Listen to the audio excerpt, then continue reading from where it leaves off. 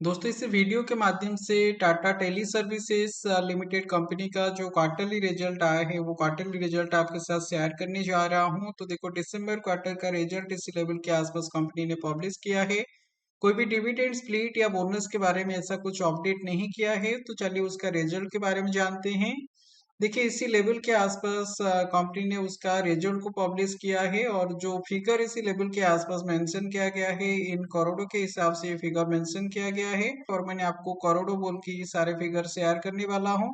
तो इसी लेवल के आसपास दिसंबर क्वार्टर का इनकम सेक्शन को अगर देखेंगे तो देखो इसी लेवल पे 333 करोड़ के आसपास इसमें इनकम देखने के लिए मिल रहा है। प्रीवियस क्वार्टर पे 345 करोड़ का इनकम था और प्रीवियस ईयर पे 298 करोड़ के आसपास इनकम था। तो देखो प्रीवियस क्वार्टर के हिसाब से इनकम थोड़ा सा कम हुआ है, लेकिन प्रीवियस क्वार्टर के प्रीवियस ईयर के हिसाब से ये जो इनकम है लगभग 10% के आसपास बढ़ोतरी इस पे हमको देखने के लिए मिल रहा है। चलिए अभी एक्सपेंसेस के बारे में जानेंगे। देखो एक्सपेंसेस जो है 183 करोड़ के आसपास एक्सपेंसेस देखने के लिए मिल रहा है, जो कि प्रीवियस क्वार्टर पे 206 करोड़ के आसपास था और प्रीवियस ईयर 159 करोड़ के आसपास था।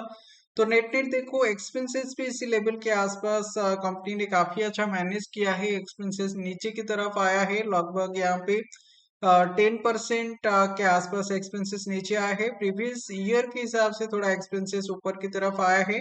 तो देखो अगर एक्सपेंसेस कंपनी मैनेज करेगा उसका इम्पैक्ट हमको प्रॉफिट के ऊपर देखने के लिए मिलेगा। इसीलिए नेट नेट देखो 149 करोड़ के आसपास प्रॉफिट देखने के लिए मिल रहा है, जो कि प्रीवियस क्वार्टर पे 138 करोड़ था और प्रीवियस ईयर 139 करोड़ के आसपास था। तो देखो प्रीवियस क्वार्टर के हिसाब से 10% से ज्यादा ग्रोथ देखने के लिए मिल रहा है और प्रीवियस ईयर के हिसाब से भी 10% प्लस ग्रोथ देखने के लिए मिल रहा है। तो देखो ये जो प्रॉफिट इस लेवल के आसपास हमको देखने के लिए मिल रहा है ये बेसिकली बिफोर टैक्स है। चलिए एक बार आफ्टर टैक्स रिजल्ट क्या आ रहा है उसके बारे में जान लेते हैं।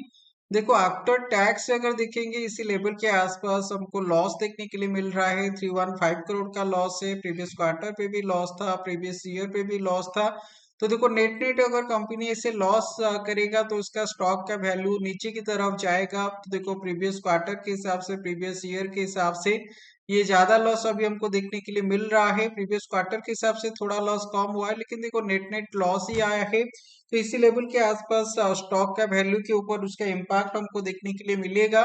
दोस्तों चैनल को सब्सक्राइब करके सपोर्ट जरूर कीजिएगा। चलिए अभी उसका ईपीएस वैल्यू के बारे में जानते हैं। तो देखो ईपीएस वैल्यू जो अराउंड 1.69 के आसपास नेगेटिव था, ये अभी भी 1.61 के आसपास नेगेटिव ही दिखा रहा है। आप ये स्टॉक कितना क्वांटिटी होल्ड रखे हो कमेंट सेक्शन पे जरूर बताइएगा।